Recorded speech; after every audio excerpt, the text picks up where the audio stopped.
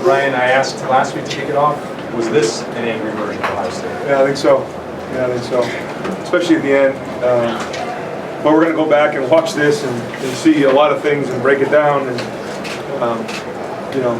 realize that the game probably could have been a different spot. But at the end of the day, the way that we've been talking about it is go win the game. And we had to get a stop on defense. We went all the way to the 1 yard line. We got that stop. Tyleek goes out. We got to send K-Mac in the game and a few other guys to get that stop. And then when we get the ball back there, over 4 minutes to go. And was it over 4 minutes to go? Yeah. And 13. Was that what it was? Yeah. And to finish that drive the way we did, I think is just going to springboard our physicality, our toughness as we head into the back half of the season.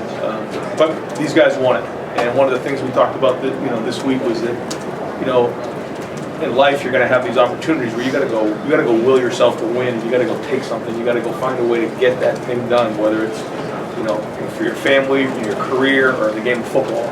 And our guys did that today. They did. And I'm really happy for this team. I'm happy for the seniors. And I think this is going to springboard us moving forward. Bill Rabinowitz, Columbus Dispatch. I don't think it's overstating to say this team is at a crossroads coming into this game. How important was this win? The loss was devastating.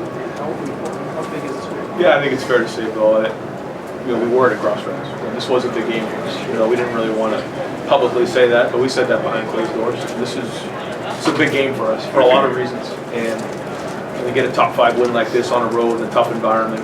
Moving Donnie over to left tackle, and we felt like going into this game was going to be a difficult environment. We knew we had to win the rushing yards. The turnover battle was going to be big, and then X-plays. And so we had to really focus on those things. But at the end of the day, we had to find a way to get a stop and get that extra first down or score.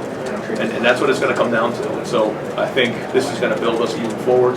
But for our guys to get this win is going to go a long way. Guys came back on this team for a reason. It's to go win the rivalry game, win the Big Ten championship, and win a national championship. And so along the way, I think there was this conversation about the expectations and all those types of things. And I said to the team, there's no great accomplishments that happen without going through adversity. It's just the truth. You don't just walk into a season and think you're going to go reach your goals. It doesn't work that way. It's just not the way life works. And so you get backed up against the wall. You got to respond. That is life. So all of our goals are in front of us now, and we've been through a lot. And now we have to continue to build as we head into the back half of the season. But I can tell you, coming out of that locker room right there's a lot of guys in the room that are excited. Probably the most animated locker room I've been in a long time. And so now, what are we going to do with it moving forward? But we are going to enjoy this tonight. Coaches, players, staff, everybody involved, because this was a moment that we have to enjoy. There's a lot of work that's been put in for this game. Over to the right, Dan Hope, Lebanon Warriors. Ryan, just this defense, to have its backs against the wall in that situation and get that goal line stand, just what kind of springboard do you think that can be for this defense the rest of the year? Well, think about last week, we had it on the 1, and then we get the interception by Igbenogson, going in at the end of the half, and then you add this one into it. So it shows you that there's a grit, there's a toughness, there's a never give up, give me an inch and I'm going to defend it type mentality. And you got to give Jim and the entire staff credit on defense for their preparation going into this game. Penn State does an excellent job of changing formations, motionings, different looks. They've got Warren back there at quarterback, and looks like he's about in on that play, and he's just short, and we found a way to get the stand. So, but it comes down to the players. Coaches can put you in a situation, but the players got to go do it. They did it, and I'm proud of them. Stephen Means, Cleveland.com. Right. Obviously, it's been an interesting, past 10 months for Carson. Obviously, having a job last year, losing a job this year. What did you guys see in him this week at practice that put him in a position to be ready? And what have you seen him from the development standpoint over the last we went with experience. That was the decision we made. In this environment, we went with experience. Now, I don't know what he's going to grade out at, but you didn't notice much. And that's a good sign for a guard that you don't notice from the play. So we'll get on the film and see how he did.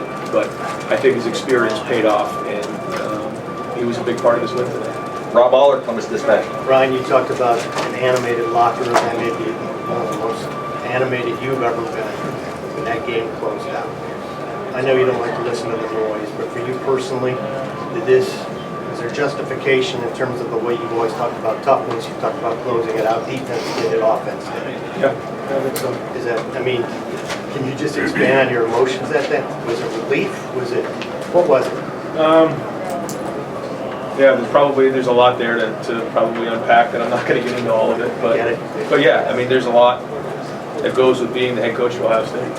And you can say ignore everything that goes on, but your players read it, your coaches read it, your staff members read it, your families read it, and you got to stay strong in those moments. But that entire team, our families, they all believe.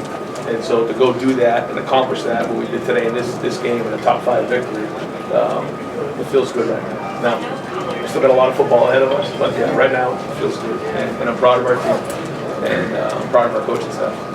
Folks, we're going to have players outside the back of our locker room here momentarily. Pat Murphy, 24/7 Sports. Ryan, I don't know how much you heard of Will, but he was pretty emotional coming off the field and in here.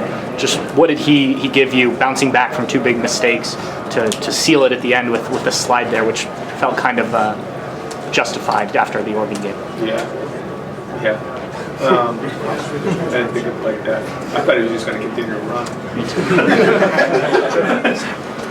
But what he gives us is a toughness in quarterback, and having him as a weapon running the ball.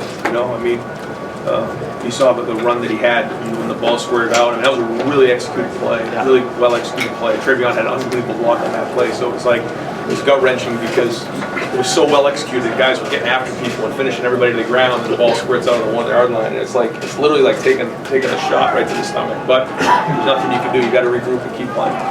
And that's a sign of somebody who is resilient, who's been through it before, and he willed it to happen.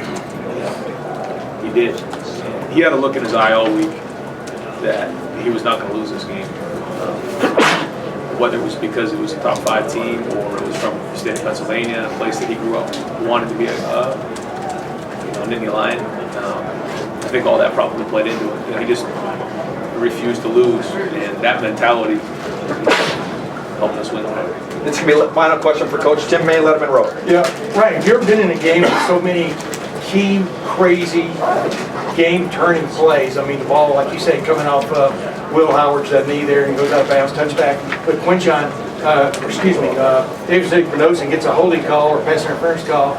Play. It's one of the most crazy interceptions you've ever seen. Just put that in your perspective. So I went last night at the hotel. I went back through and I picked out probably 50 plays from the game 2 years ago here.